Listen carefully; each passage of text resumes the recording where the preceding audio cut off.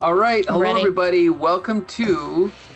Oh, this is not even. This is a comic book syndicate because this is a quote new movie that we were so unexcited about. We didn't review it when it came out, but we are here to review Kraven. This is your co-host Mike L, and as always, I'm joined by I'm Excellent here. Thor.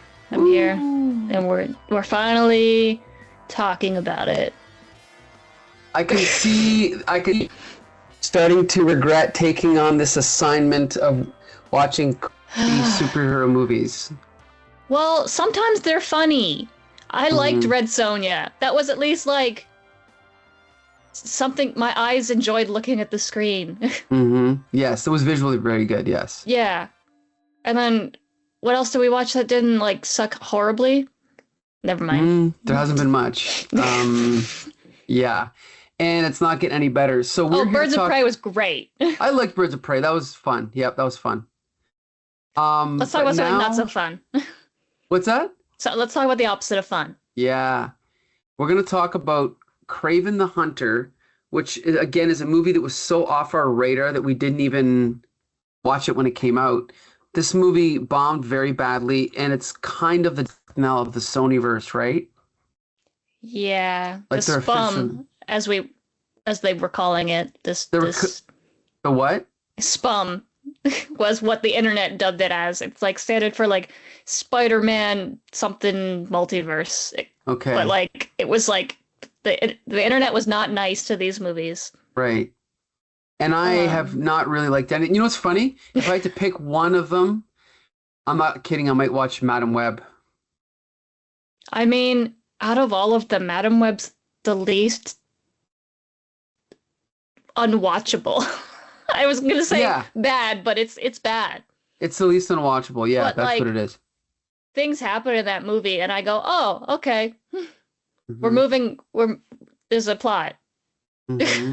It's not good. The half of the thing's ADR, but at least There's, you know what's funny? There's this weird thing about ADR in Sony films. I noticed a lot of people complaining about ADR in this film. I didn't overly notice them, the ADR, mhm. but I did read like a one review before I saw the movie, and they were talking about this one scream in the movie that was so weird. And then it was Did what it was it, happen? Rhino? Yeah, What was that, eh? yeah. So the actor, famous Rhino Scream. The actor claims that when he was doing the scene, he just did like a like you're so frustrated you don't make a sound scream, Mhm. and they ADR'd that in after. And I have So so many stupid. questions. I just why, how, what was that? What You know, dog did you get that sound? How did you get the dog to yes, make that sound? so bizarre. Why did you You, throw it on top of the rhino? yeah, exactly. You know, oh, here's the thing is I actually looked up this director. Funny enough, I just watched one of his movies and it's pretty good. So he did Margin Call about the 2008 stock market crash, and he also did Oh, a Most Violent Year with Oscar Isaac, okay? And one well, thing I noticed about both those movies, they were actually both really good. They were solid. They were solid dramas, but they had a very weird, almost like aloofness, a coldness to them.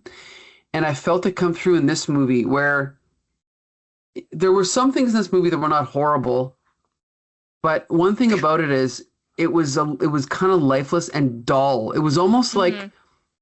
the color palette of the movie was the color palette of the emotions, like all black and brown and maroon and just no life to it, no humor, no humanity.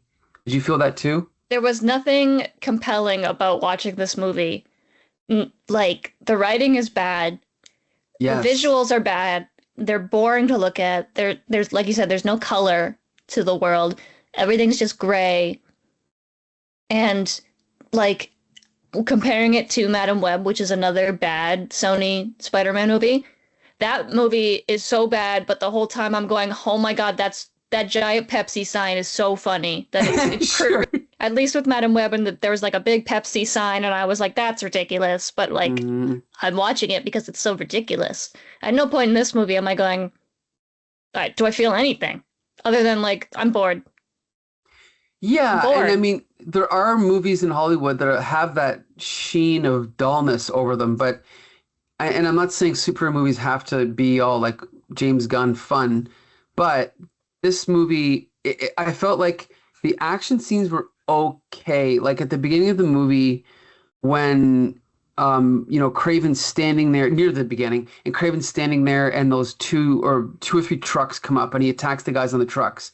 I'm Hmm. sitting there going, man, this movie's not that bad. But then, like the one of the very next scenes, he's sitting down with Calypso on that park bench, and the dialogue is like film school level. It's crap. Like they're each giving their backstory, and Hmm. the dialogue's dull and flat, right?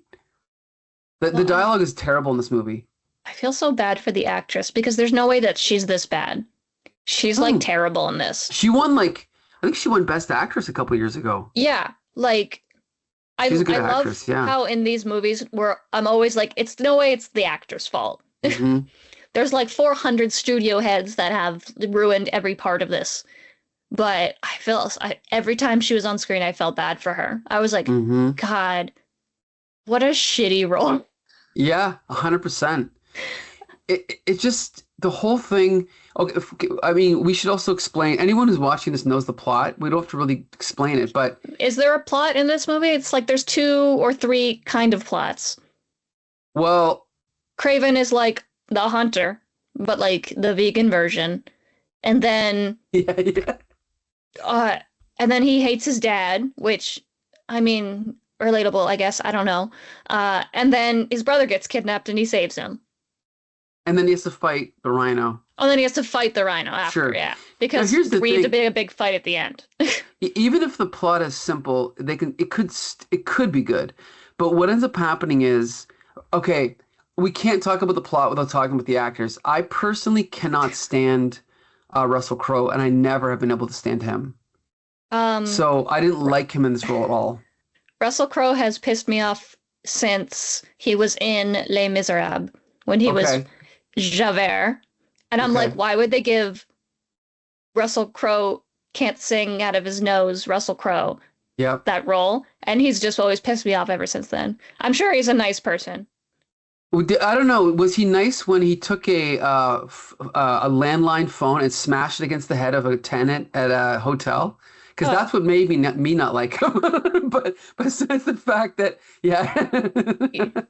well, I don't feel bad that I don't Yeah, like him now. there you go. But also, Because sometimes honestly, oh, go ahead. I was going to say sometimes I feel bad because I don't like an actor because they're like really bad at their job. And I'm Sure. like, I'm also bad at my job, and people should still like me. Okay, But then you find out, they're like, oh, he's also a racist. And I'm like, oh, okay, I really don't feel bad then. sure. Like, Well, no, you know what? Here's the thing: is he does have talent, like he can act, but there also has to be appeal, and I just don't think he's appealing. Whereas, like Arnold Schwarzenegger is a bad actor, but he's very appealing. I think that's what Russell Crowe is for me. He's not appealing. he's Um, just kind of a dude. yeah, but it also bothers me. I mean, I don't expect them to be 100% accurate, but there's got to be some Russian or some Slavic actors in Hollywood they could have used. Like they didn't have to get Russell Crowe to play his father, I don't think, you They know? could have just got Scarlett Johansson. There you She's go. got a Yeah. great Russian accent. Or Benedict Cumberbatch. Another great Russian accent. Yeah. Yeah, But like if you're only gonna have one of your three Russian characters have a Russian accent, why even bother? mhm. Okay, can we talk about that? What's his Oh, name? Aaron Taylor Johnson again. Why did they have to get him to play Kraven? And first of all, he's British, so he's a British guy doing an American accent instead of a Russian accent, which defeats the purpose of the character, if you ask me. you just have him be British. Maybe they went to a British boarding school and then he picked up Right. an accent. At least it's in Europe. Yeah. Yeah, good point, good point. And I've never loved him either. I mean, he was really good in the movie Nocturnal Animals, but other than that, I'm just not impressed by him. He was by far the worst of the two Quicksilvers. Yeah, but that's not his fault. I don't know. I mean, Evan Peters is such a good actor, though, right? Yeah. And It then just proves he's kick-ass, right? I liked him in Kick-Ass. he was okay. Yeah. And what else did I like him in? Oh, Godzilla. Okay. And not, Okay. and I didn't really, I don't really actually remember any of the human characters in Godzilla. Okay. So, What was I gonna say? Okay. So do you want to just first talk about the actors since we've already talked about two of we'll them? talk about all four of them. Okay. Let's go down the list. Kraven, bad, not good. You know what? While we're on him, can I just say, okay, the character's name is Sergei Kravinoff, right? Yes. Wouldn't it have made far more sense for a legend to grow about so there's someone out there killing people. They call him Kraven the Hunter. And then someone goes, huh, I mean, that could be Sergei Kravinoff, but the fact that he's just the hunter, why would like Yeah.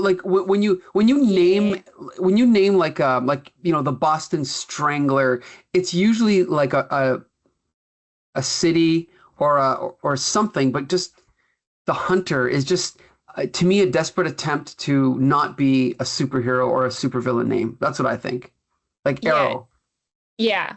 And it really falls flat. I'm like, okay, that's, this is fine. I guess if we're not gonna like give him a name, but like you name the movie Yep. Kraven, the And Hunter. there's also an awkward scene where someone says, "Oh, you're the hunter." Well, I call myself Craven or whatever, and it's Yeah, just, I'm like, ew. mm-hmm. Nobody ever gives themselves a nickname and it's ever good. You can't nickname Uh-huh. yourself. That's just not how it works. That's a good point. Yep.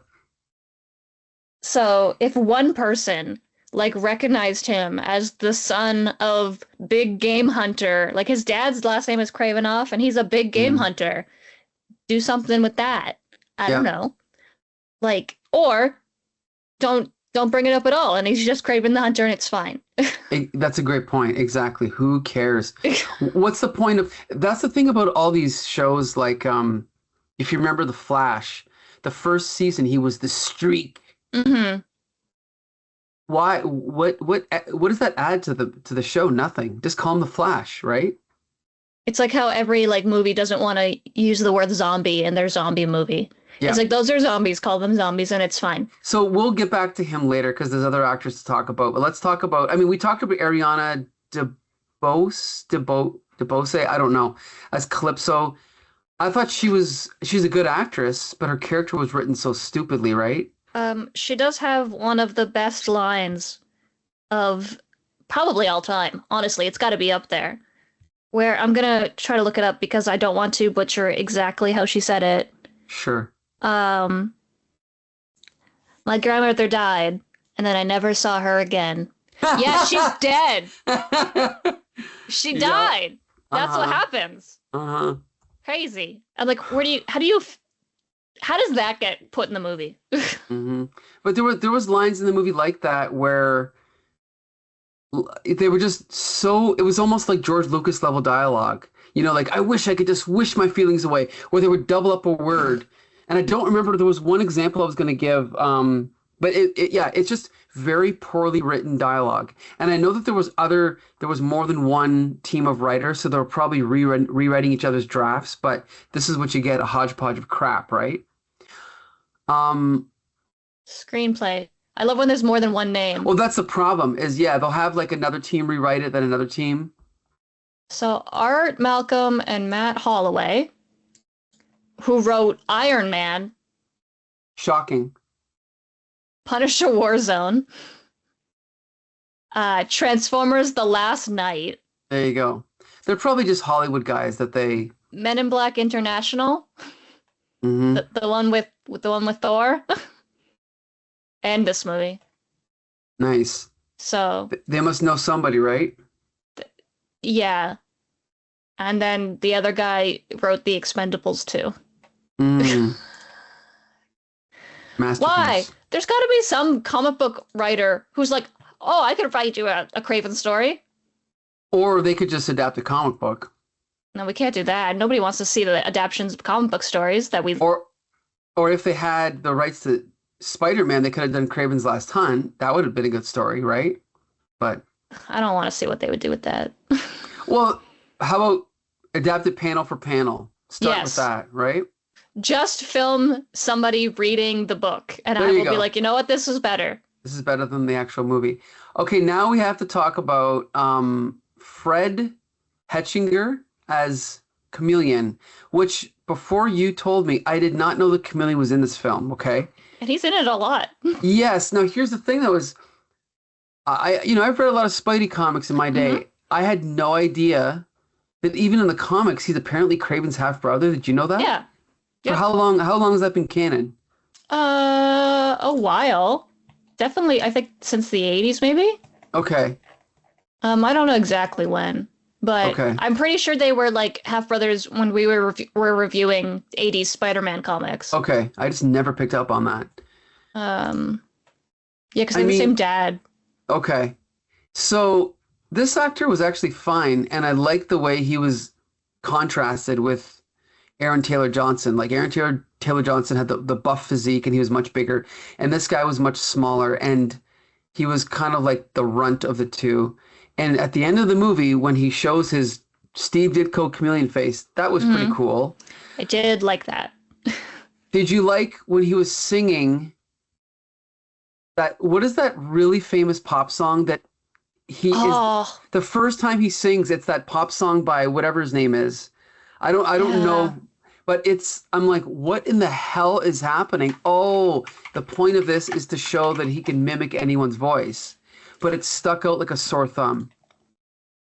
Did you find Yeah, it? no, no. It's just Okay, coming up with okay, Karma Chameleon when I'm trying to okay. find when I'm searching it. I guess if But you go yeah, soundtrack, yeah, but you know what I mean. yeah, no. And then I was like, oh, I get it. He can mimic people's voices. That's cool. But then we do nothing with it. And then he did Changes by Black Sabbath. Okay, fine. Yeah. But like you said, I kept waiting for them to go, okay, now he's going to use this in the story. He never, ever, does he ever use it in the story? No, he He only does it uses it at the end. he does it once when when they're like kids and he's making fun of his dad and it was Russell Crowe's voice 80 yard on top of him. But But then just at the end. but if it doesn't affect the plot, it's completely pointless. Completely. He should have used it to get away from the bad guys or something, right? Yeah, like you pick up a phone and he's like, "Is this blah blah?" No, it's not. I don't know Yeah. anything. Or order a Anything. pizza to the wrong house. Yeah, Something, right? Yeah, I know. I don't. Just that's an example of stupid writing. Shove all these characters in and just give them nothing to do, right? And like, I liked the guy who played Chameleon. I thought he'd be cool as like a standalone Hmm. character, but I don't think that's happening. So Uh-huh. I'm with you on that. he was fine, but like he was like just a plot device for a Hmm. lot of it. And then at Yeah, the just a end, when he's MacGuffin. like, "Now I'm my dad," and I'm like, "Why?" It seemed like Yeah, you hated him the whole movie. yep, that was bad too. I agree. I agree. They're like, "Oh well, we got a new." So, spoiler alert: Kraven kills his dad slash gets his dad killed, by a bear at the end. And Yeah. then for the sequel, Kraven's gonna need a bad guy still. So now it's his brother, who's just his Well, dad you know what again. else was, I'm sorry, we're gonna spoil the end of this movie. You know what was so God stupid? forbid. After he lets his father die, he sees his brother, and then his brother says something like, oh, you should go home, go back to the apartment, or whatever he says. Then there's an overdubbed line because it's a totally different tone. Papa left something for you there. And then when he gets to his apartment, he pulls out the real Kraven the Hunter costume, and he sits down. And I think they recreated like a famous cover when he was sitting down. It was just Yes. garbage. It was garbage. And I'm like, oh, that's cool. I would have liked him to have that vest in the movie. Yeah, exactly, exactly. Right, Like, exactly. what is it with comic book movies and having them put on the comic book accurate costume at the very end and then we Hmm. never see it again? And 100%. Yeah. I'm like, no, that's what I want.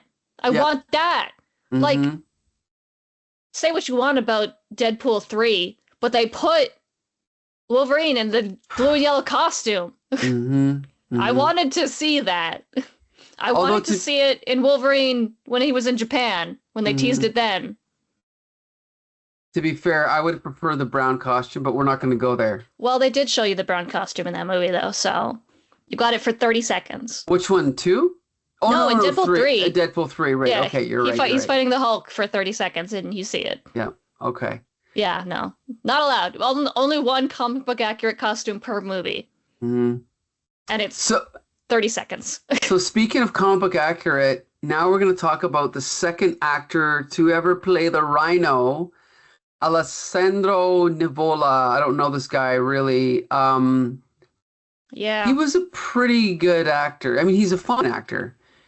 I have a huge problem with this. I mean, okay, the last version of the Rhino was idiotic, but Just this version, the big, you didn't like the big giant mecha suit? no, the one that didn't Oh, fit his body at all. No, I didn't like that. you didn't like that one? Oh, No. Now, in this one, it's a little bit more logical. The fact that he can, make his skin extra hard, but the fact that he has to, give me a second here. Wait, no, no, hold your guns. Let me just do this. I gotta plug in my backpack. Hold on, hold on. Mom, where's my backpack? Exactly. And then after they take the shots at him, he then switches it off and goes back to normal. Why would he give them that chance to shoot him? So apparently it's very painful for him to be the Rhino. So like Mm. his base form is Rhino skin, and then he turns the backpack on to like pump him full of medicine so that he's not the Rhino.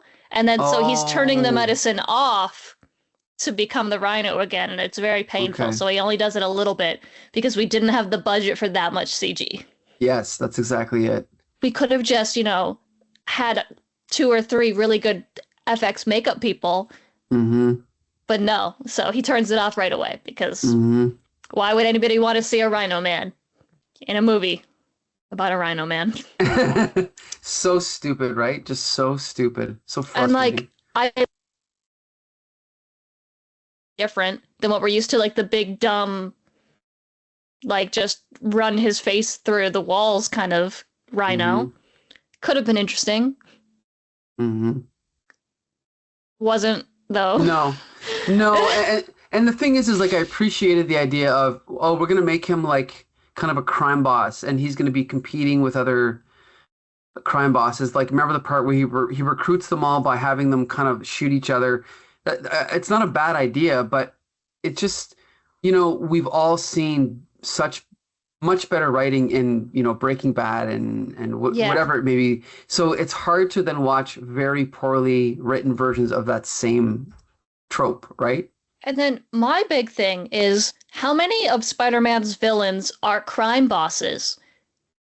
Just have Hammerhead, just have Kingpin, just do one of the many crime boss syndicate, Sure. just have like the Wrecking Crew. I don't know. Mhm. Like there's so many Spider-Man villains that are crime bosses. The two or three that are solo villains, why can't we just have them be on their own?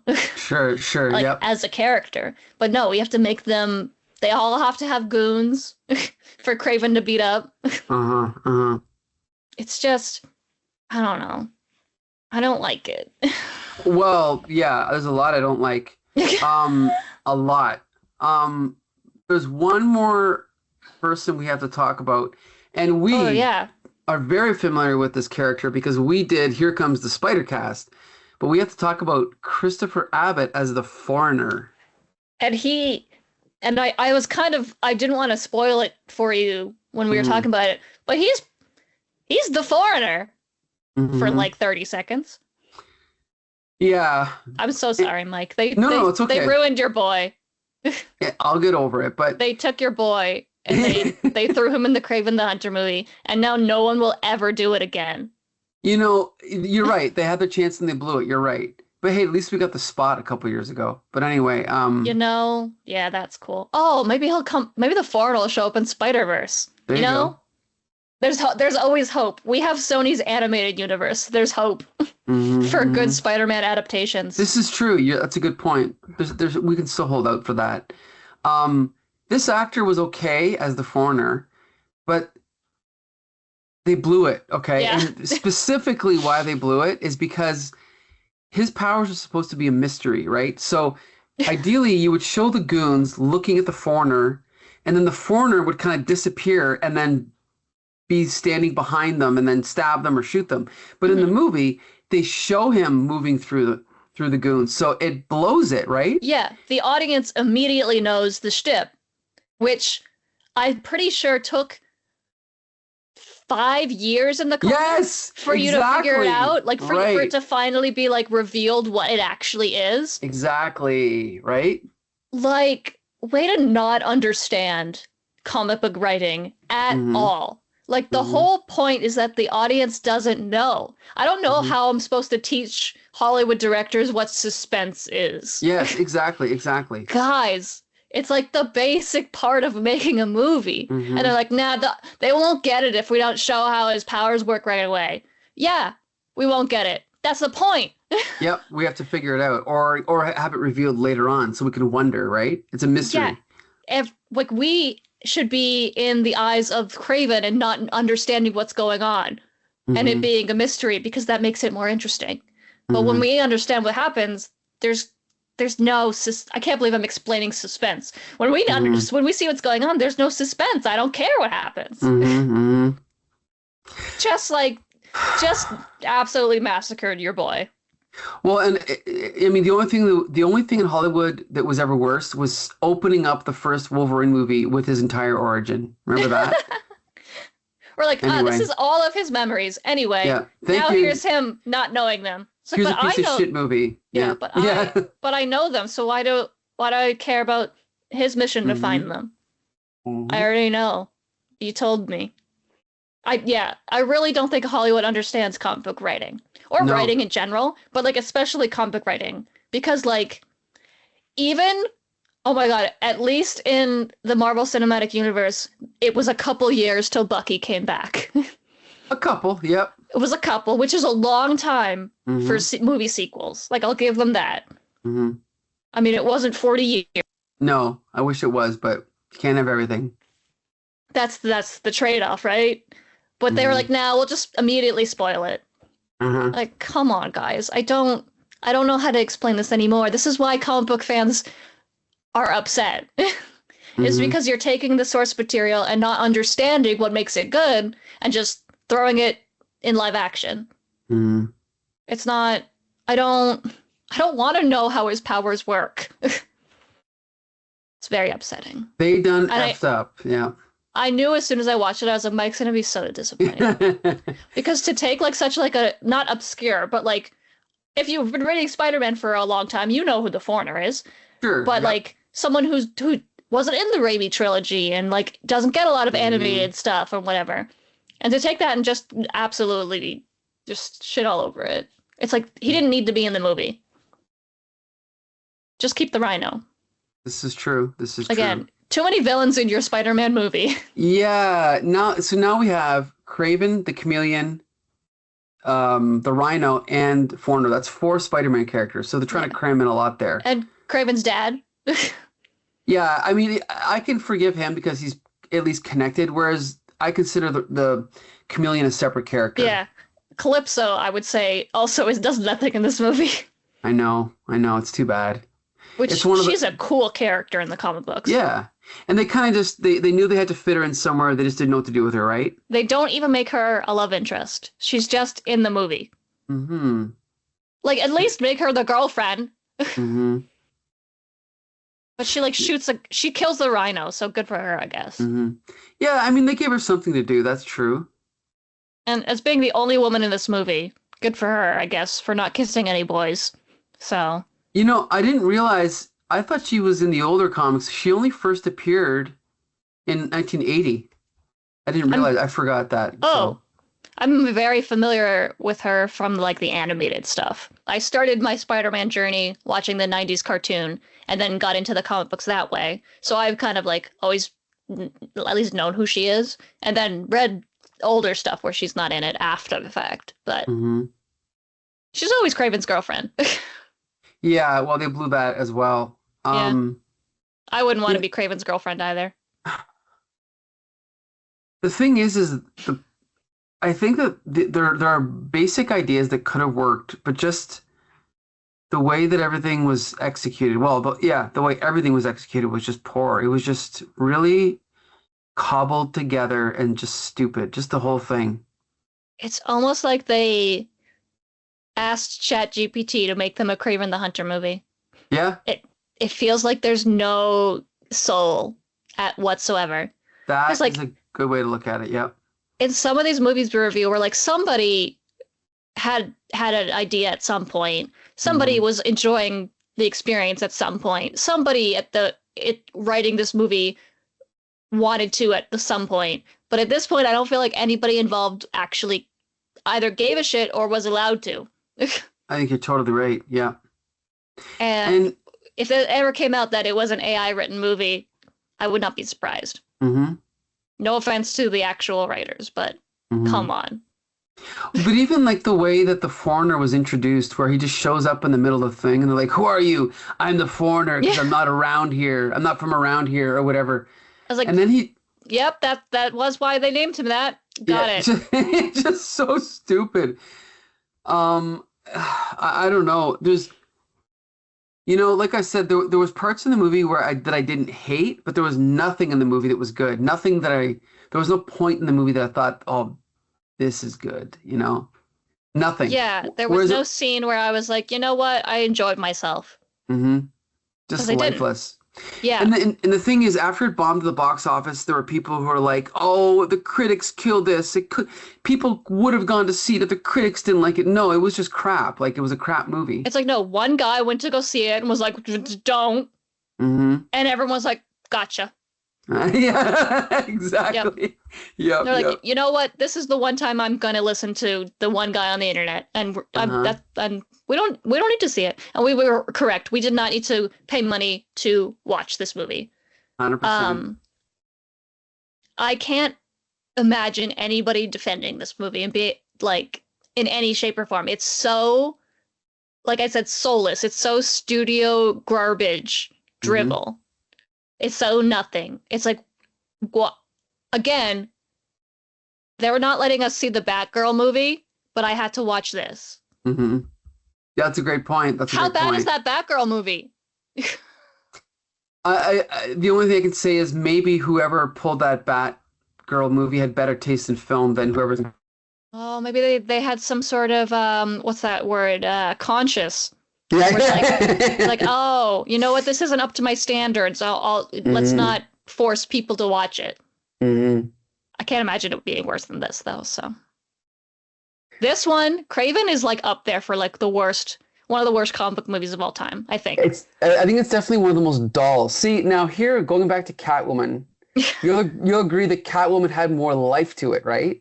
Somebody gave a shit about that movie. Yes. They were like, I'm going to make the weirdest, horniest movie of all time. And they did that.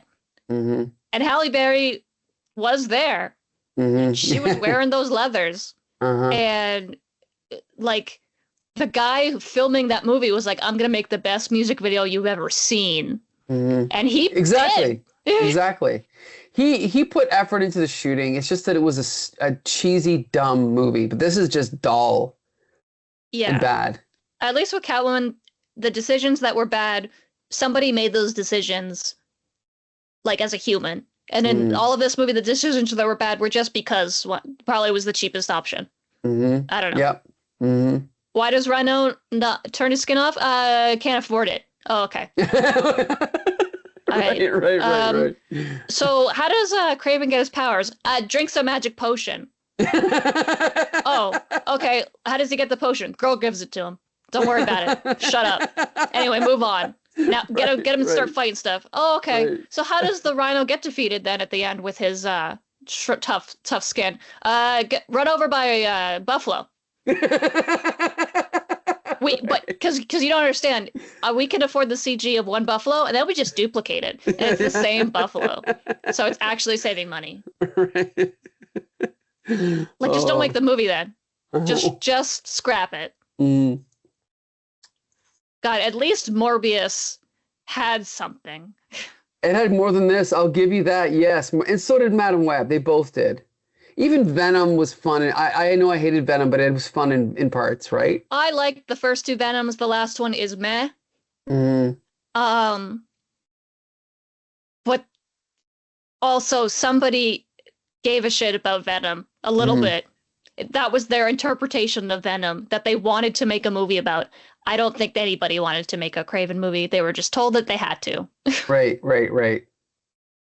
Could you imagine all of the other Sony Spider-Man movies we would have to get if this did well? That's a good point. I mean, who are they going to make a movie of next? Like, who's our least favorite character from Spider-Cast? Eight Ball or whatever his name was. They're gonna make a movie about him next, right? They could make a Frogman movie. There you go. That'd actually Although be fun though. Yeah, I think the MCU has the rights to Frogman because he was in She-Hulk. Ah, okay, okay.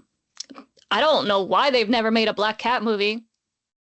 That's just easy. I think Pretty it was lady. yeah, it Jewel was on hunting. it was on the agenda, but they didn't do it.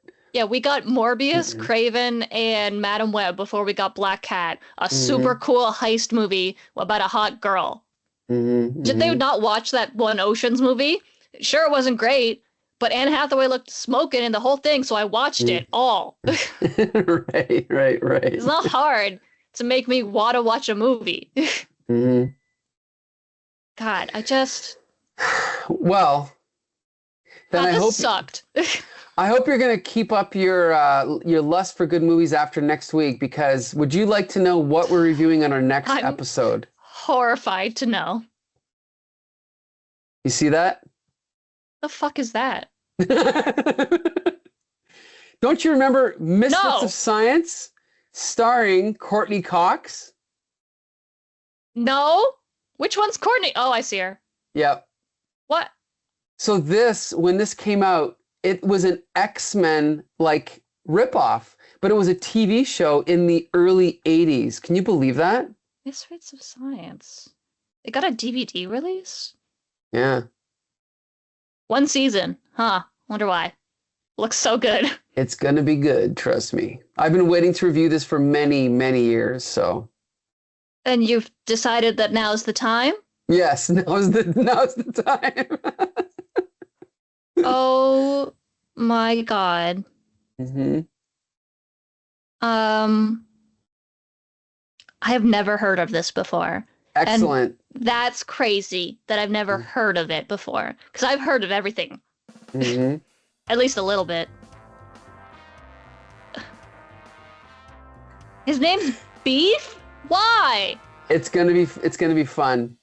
I don't It's gonna be a think lot of fun. Okay, so yeah, be sure to join us in a couple weeks for a review of Misfits of Science. I don't want to be there. One of the great things about this show is we expose people to properties they've never heard of. So this is going to be a good 44 minutes an episode. Yep, we can do it, Becca. Don't worry. Hey, Kraven was 44 minutes in the 80s. Yeah, it'll be solid. Don't worry. Thank you, Bex Luther, for joining me. Well, it's not Kraven, so you're welcome. There you go. Okay. Till the next time. See you later. Bye.